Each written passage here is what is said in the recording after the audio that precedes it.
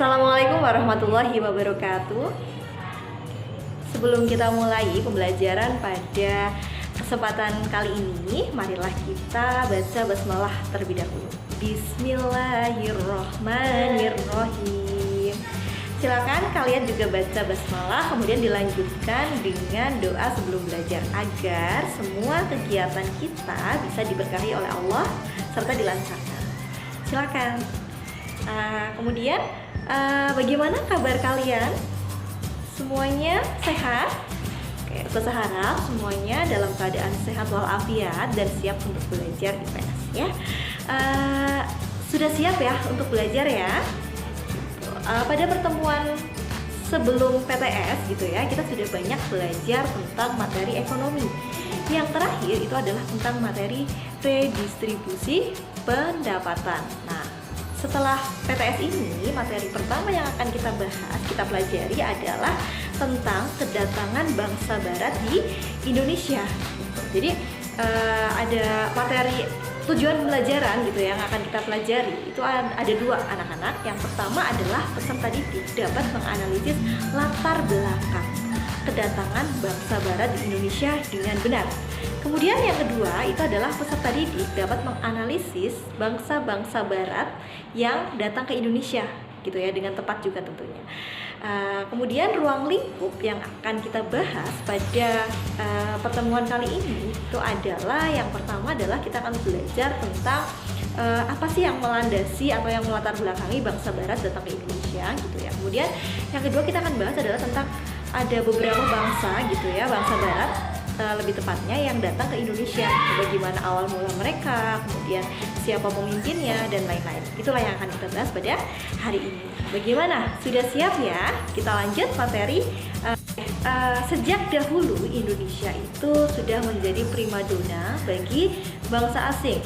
Terlebih lagi dengan letak Indonesia yang berada di antara dua samudra dan dua benua, itu menyebabkan Indonesia itu menjadi pusat pelayaran dan pusat perdagangan internasional.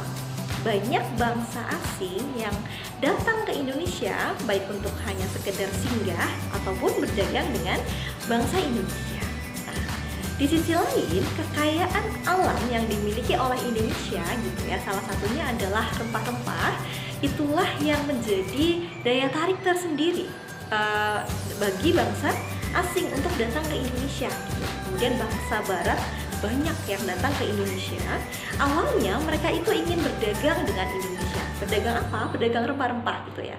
Karena pada di Eropa rempah-rempah itu terkenal sangat bermanfaat gitu ya, sangat bahkan nilainya itu hampir menyamai emas gitu di Eropa.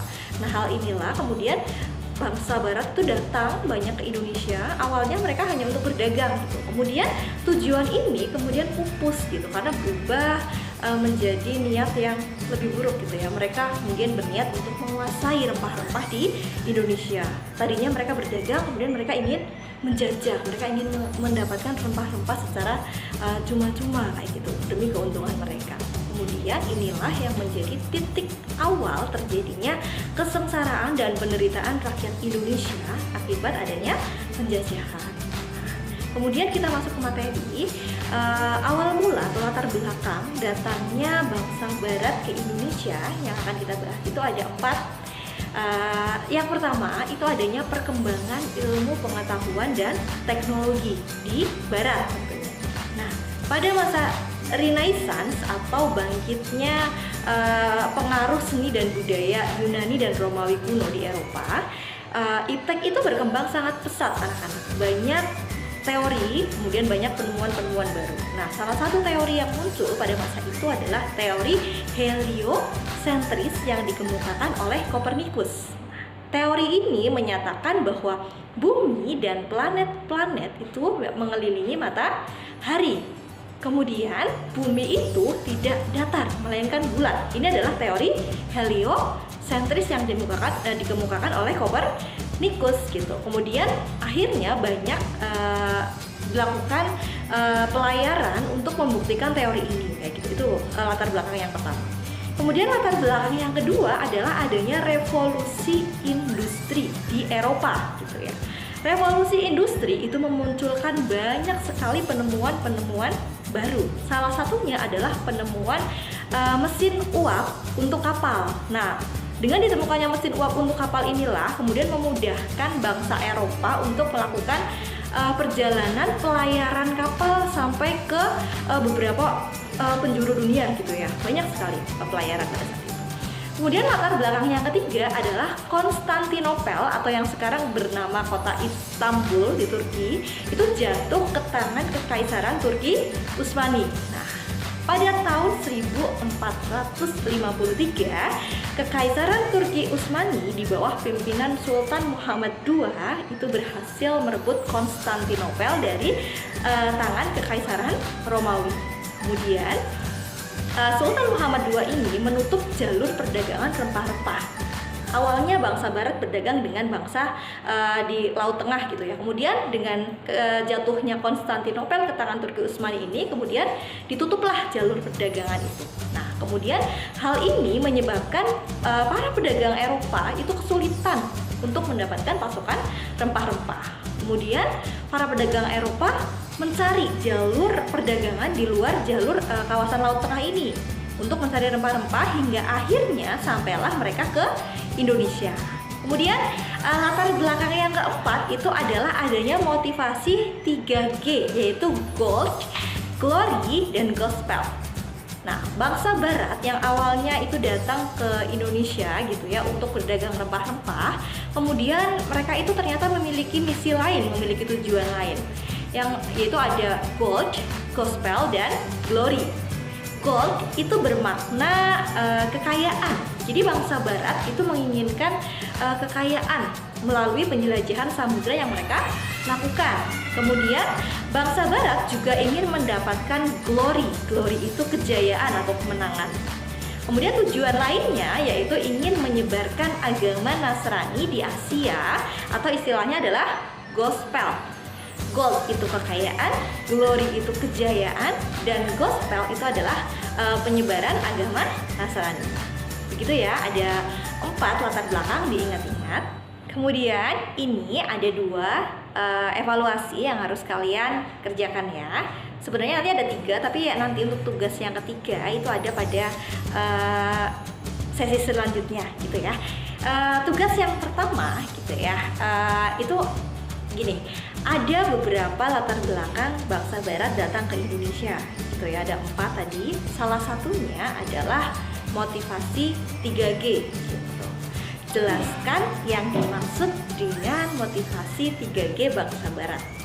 Tugas pertama.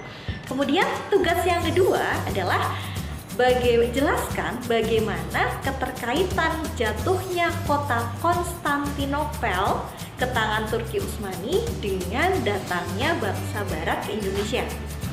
Tadi sudah jelaskan ya, kalau kalian menyimak, insya Allah sudah bisa menjawab. Silakan 2 soal itu disimpan dulu gitu ya, kalian bisa kerjakan. Kemudian nanti untuk yang soal ketiga ada pada sesi berikutnya. Itu ya. Oke, sekarang kita akan lanjutkan untuk pembahasan materinya ya. Kita akan bahas terlebih dahulu adalah tentang negara Portugis dan Spanyol.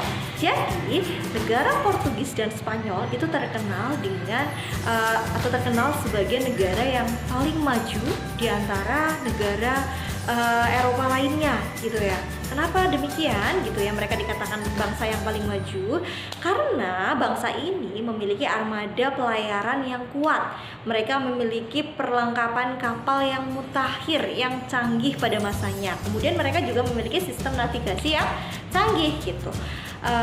Sehingga kedua negara ini memiliki ambisi untuk melakukan penjelajahan samudra, diawali dari adanya Christopher Columbus yang menemukan benua Amerika pada saat itu. Kemudian Portugis dan Spanyol berambisi untuk melakukan pelayaran ke penjuru dunia gitu ya. Kemudian untuk menghindari konflik di antara keduanya, maka diadakanlah yang namanya perjanjian Tordesillas tanggal 4 Juni 1474 yang isinya gitu adalah untuk membagi jalur pelayaran yang dilakukan Portugis maupun Spanyol. Jadi Portugis itu berlayar ke arah timur dan Spanyol itu berlayar ke arah barat gitu. kemudian bangsa yang pertama akan kita bahas itu adalah Portugis. Portugis itu melakukan ekspedisinya dimulai pada tahun 1486, dipimpin oleh Bartolomeu Dias dengan menyusuri pantai barat Afrika. Diingat tadi Portugis kan ke arah timur ya. Mereka mengawali dengan penjelajahan samudra ke Afrika.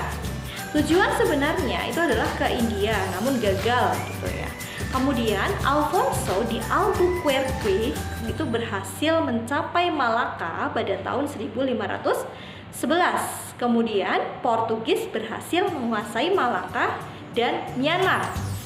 Nah, kemudian pada tahun 1512 bangsa Portugis di bawah pimpinan Antonio de Abreu dan Francisco Serrao berhasil sampai di Maluku dan menjalin hubungan dagang. Nah, kedatangan Portugis ini disambut baik oleh kerajaan Ternate. Nah, karena Ternate itu membutuhkan Portugis untuk membantu melawan Tidore. Nah, pada saat itu Ternate dan Tidore itu sedang berkonflik nih. Kemudian Ternate ini menyambut baik kedatangan Portugis untuk membantu melawan Tidore. Kemudian Portugis mendirikan sebuah benteng bernama Benteng Sao Paulo. Kemudian bangsa yang kedua itu adalah bangsa Spanyol, anak-anak. Spanyol itu kan berarti berdasarkan tahun desilas kan berlayar menuju ke arah barat ya. Nah, Spanyol itu memulai ekspedisinya pada tahun 1492 ke arah barat tentunya. Nah, kemudian mereka itu sampai di Filipina pada tahun 1521. Nah, kemudian pada tahun 1522 ekspedisi Spanyol yang dipimpin oleh Juan Sebastian del Cano itu tiba di Maluku, tepatnya yaitu di kerajaan Tidore yang pada saat itu sedang berkonflik dengan Ternate. Nah, Spanyol bersekutu dengan Tidore. Portugis yang sudah menguasai perdagangan rempah-rempah itu merasa terancam dengan kedatangan Spanyol gitu ya. Portugis dan Spanyol kemudian mereka bersaing gitu ya dengan memanfaatkan perselisihan antara kerajaan Ternate dan Tidore. Sampai pada akhirnya tahun 1527 terjadilah pertempuran antara Ternate dengan bantuan Portugis dan Tidore itu dengan bantuan Spanyol gitu. Nah, akhirnya endingnya gitu ya, pertempuran dan persaingan ini itu berakhir dengan adanya kesepakatan bernama Perjanjian Saragossa yang dilaksanakan atau yang terjadi pada tahun 1529. Itu tentang kerajaan Spanyol. Kemudian bangsa yang ketiga itu adalah bangsa Inggris. Nah, ekspedisi Inggris yang pertama itu dipimpin oleh Francis Drake dan Thomas Cavendish. Nah, gambarnya bisa kalian lihat gitu ya. Nah, ini dilakukan itu dengan melakukan ekspedisi ke arah barat dan tiba pertama kali itu di Ternate pada tahun 1579. Inggris itu berhasil mengeksplor gitu ya, berhasil memanfaatkan rempah-rempah dari Ternate, kemudian membawanya ke Inggris melewati Samudra Hindia. Melalui ekspedisi kedua pada tahun 1586, Inggris kembali datang ke Indonesia. Nih dengan di bawah pimpinan oleh Thomas Cavendish. Inggris berhasil meluaskan perdagangan sampai ke Asia. Kemudian Inggris mendirikan EIC atau East India Company, perusahaan dagang milik Inggris pada tahun 1628 gitu. Nah, kemudian Inggris berhasil meluaskan kekuasaannya termasuk Indonesia gitu ya. Kemudian Inggris itu menjalin kerjasama dengan kerajaan Banten. Banten mengizinkan Inggris mendirikan benteng dan pangkalan dagang di Banten. Jadi EIC mendirikan kantor di Banten gitu. Bangsa barat keempat yang datang ke Indonesia itu adalah negara Belanda. Kita akan bahas ya tentang bagaimana Belanda datang ke Indonesia. Awalnya itu berasal dari keberhasilan Portugis dan Spanyol untuk menguasai rempah-rempah di Indonesia. Inilah yang mendorong Belanda untuk melakukan ekspedisi ke Indonesia. Kedatangan Belanda itu dimulai pada tahun 1595 menyusuri ujung selatan Afrika di bawah pimpinan Cornelis de Houtman. Kemudian Belanda tiba di Indonesia itu tepatnya di pelabuhan Banten melalui Selat Sunda pada tahun 1596. Nah, pada tahun ini Belanda itu ditolak oleh masyarakat Banten karena Belanda itu bersifat sombong gitu ya. Kemudian mereka ditolak dan akhirnya mereka pergi dari Banten. Selanjutnya pada tahun 1598 Belanda itu datang kembali di bawah ke Banten di bawah pimpinan Jacob van Eyck. Kembali mendatangi Banten, mereka menggunakan strategi lain gitu ya, sampai akhirnya di Banten mereka diterima oleh masyarakat Banten gitu. Nah, kedatangan ini kemudian Belanda gitu ya berhasil menguasai perdagangan, dan pada tahun 1602 itu berdirilah VOC gitu ya, atau Perserikatan Perusahaan Dagang milik Belanda. Pada tahun 1605 ini VOC berhasil menyingkirkan Portugis dari Maluku. Nah, kemenangan Belanda atas Portugis inilah yang menjadi awal kolonialisme Belanda di Indonesia yang terjadi selama 350 tahun. Baiklah anak-anak, tadi kita sudah banyak ya membahas tentang materi kedatangan bangsa barat ke Indonesia. Mulai dari latar belakang, ada 4 latar belakang. Yang pertama itu adalah perkembangan ilmu pengetahuan dan teknologi. Kemudian ada revolusi industri yang terjadi di Eropa. Kemudian yang ketiga itu adalah jatuhnya Konstantinopel ke tangan Turki Utsmani. Dan yang keempat itu adalah motivasi 3G yang dilakukan oleh bangsa barat.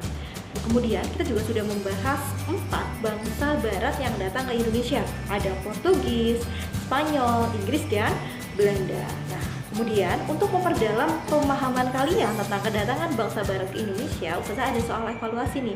Ada soal ketiga ya. Tadi kan soal kedua sudah ada pada sesi sebelumnya ya. Nah, ini adalah soal nomor 3. Nah, pertanyaannya adalah gini. Jelaskan bagaimana Portugis datang ke Indonesia.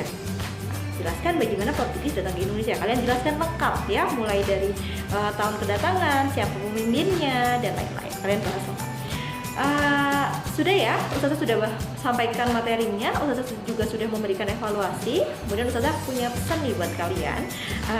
Semuanya saja anak-anak SMP Istiqomah 19 tetap rajin belajar, tetap semangat ya, walaupun kita dalam kondisi yang seperti ini, tapi harus tetap semangat, tetap jaga kesehatan, tetap di rumah gitu ya. Kemudian jangan lupa makan yang bergizi gitu ya. Kemudian dikerjakan tugasnya gitu. Oke, karena pembelajaran kita sudah selesai gitu ya, marilah kita tutup kegiatan belajar kita pada kesempatan kali ini dengan bacaan hamdalah bersama-sama. Alhamdulillahirabbil alamin. Terima kasih atas perhatian kalian. Ustazah mohon maaf apabila ada salah-salah kata. Jangan lupa tetap belajar ya gitu ya, tetap semangat. Billahi taufiq wal hidayah. Wassalamualaikum warahmatullahi wabarakatuh.